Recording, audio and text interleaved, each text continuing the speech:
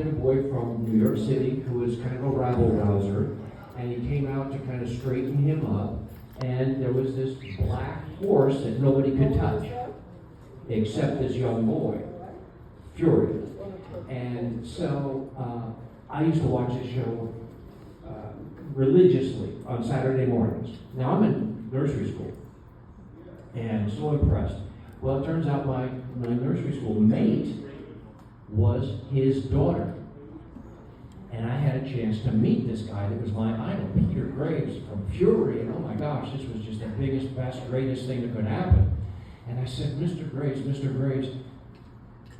how did you get to be an actor? And he smiled and he looked at me and he said, well, I just thought about it. Gotcha. And I went home, thinking about it, and I told my parents that that's what I wanted to do. And they said, yeah, right, I'm 4 years old, yeah, right. So that went on for 4 years, and then I said, no, I really want to be an actor, And I found somebody in my neighborhood that was doing commercials, and it just didn't go anywhere. And finally, at 11, I went in and I said, Mom, Dad, you're standing in the way of my destiny. Now, this is what I want to do.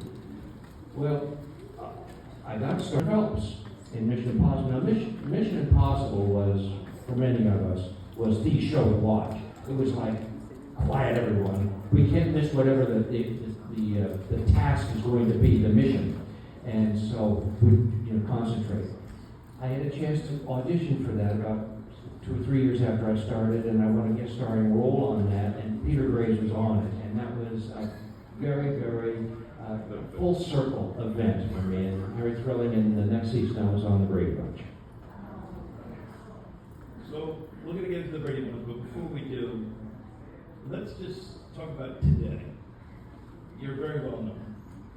What's it like to walk around and to have people stop you? I assume the grocery store is not just one of the grocery store. People are saying, can I take a picture? What about fame from the time, you've been famous now since Brady Bunch, right? So Brady Bunch is 1969. You spent a good part of your life as a famous actor. What's that like? Really cool. I feel really special, but mostly I feel very, very fortunate.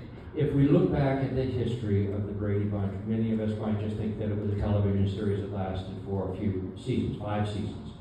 But there's the Brady Bunch, and then there's a variety show, the Brady Bunch Variety Hour. There was the Very Brady Christmas. There's a show called The Very Brady Girls Get Married, and that one became a series called The Brady Brides. And then we had The Brady's, which is another grown-up series in the 80s. And then there was A Very Brady Christmas. That it just goes on in movies. So there's always been a little bit of that.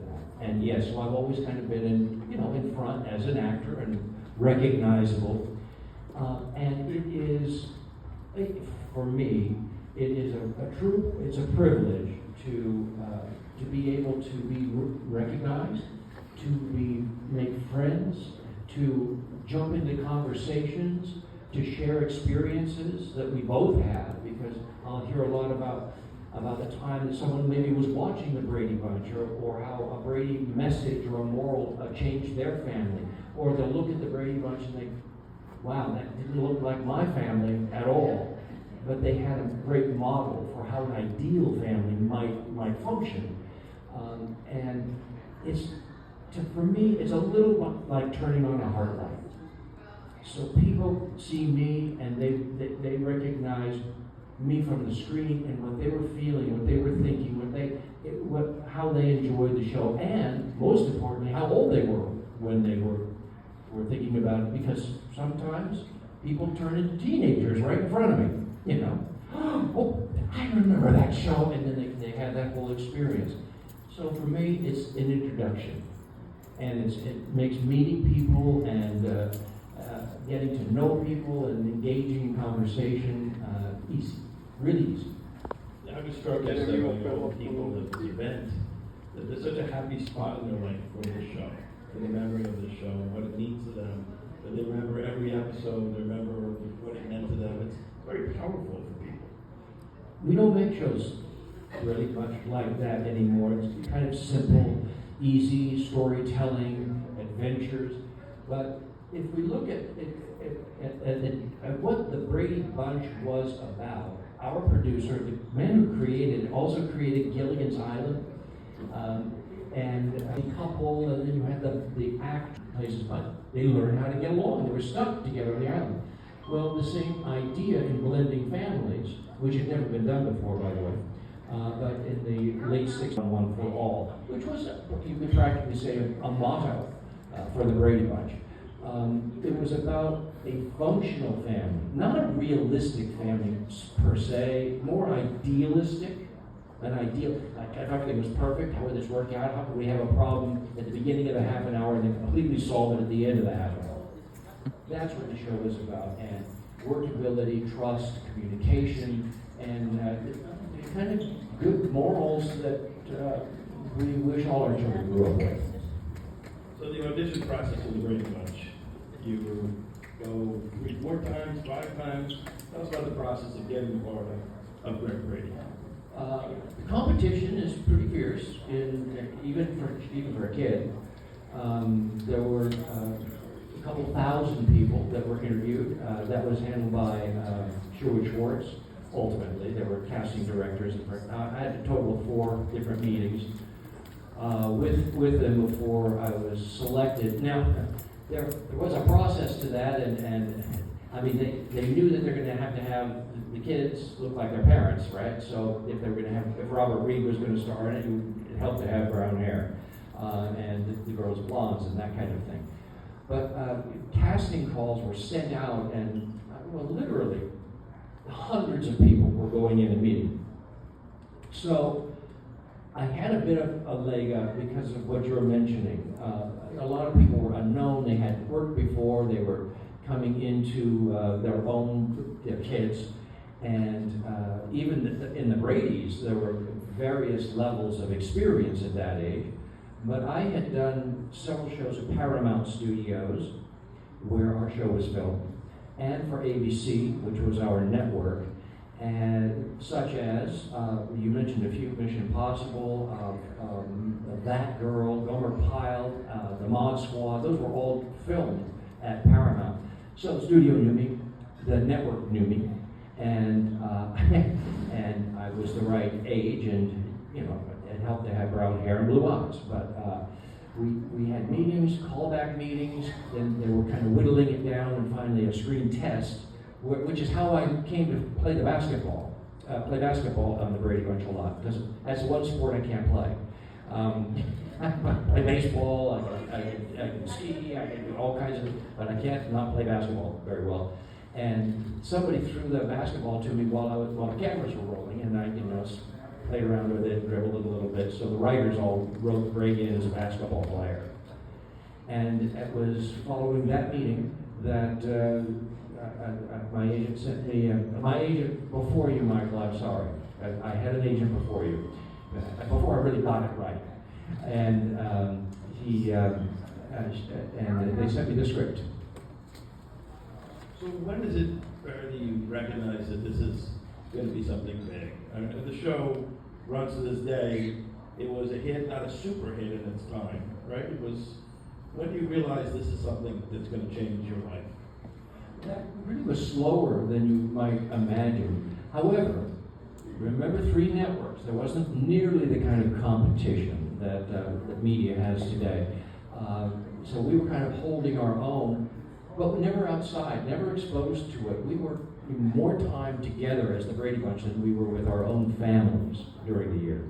And so we didn't really understand the impact. But around the second, going into the 3rd season, we started into a musical side, Brady Bunch Kids. And we recorded a couple of albums, and they were getting some airplay, and we actually went on tour. We went out to the Ohio State Fair, and we went to Atlantic City Steel Pier. We played at Caesar's Palace, and that's when we found out that the show was having an impact, because we could see it from our fan base, the people that had been watching the show, and were excited to come out and see us and fill up arenas and houses for us to watch us perform and have a chance to meet us. And that's really when we kind of knew, oh, okay, well maybe this has got some legs. And if I could bring you yesterday to Hofstra, you would see a line down the block, a line of guy that snaked around. He was busy for 7 hours or so signing autographs, taking pictures. The popularity has not waned in all these years. Remarkable. It really is. It's remarkable. But I'm trying to think of what it must be like as a young kid to see your name, see your picture on a lunchbox, or to see, everybody knows baseball cards. Well, Topps did Brady Bunch card. Have you seen the cover of Life magazine this week? Life magazine, the cover of Life magazine this month is the decade that set the tone, the 70s, and then there's a picture of Richard Nixon, and there's a picture of Muhammad Ali, and there's a picture of Elvis Presley, and the Brady Bunch family. Isn't that amazing?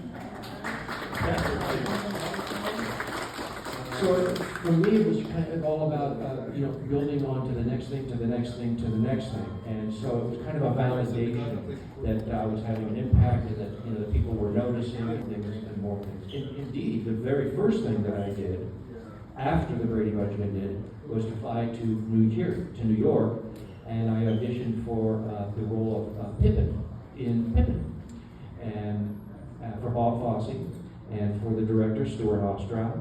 And I won that role, and then I did the first national tour, and then came back and did it here in New York on Broadway. So, let's talk a little bit about the cast. I don't know if people here will realize you're all still in touch, right? So maybe talk about your relationship with the castmates. I sure can. The first thing that's important to know as a member of one of the Brady Bunch kids is that people still refer to us as the kids. Now, I'm 70 years old. I'm thrilled. Said the kid from the Brady Bunch. I'm like, he's not a kid. Yeah, I'm thrilled every time someone calls me a kid now. The way I like to explain this is, I think one of the magical things about our show, and one of the reasons it's had such staying power, is because it's something you can fake. You can't act it, and you can't pretend, and you can't, write for it. It's there, it's not there, and it was there, genuinely so. And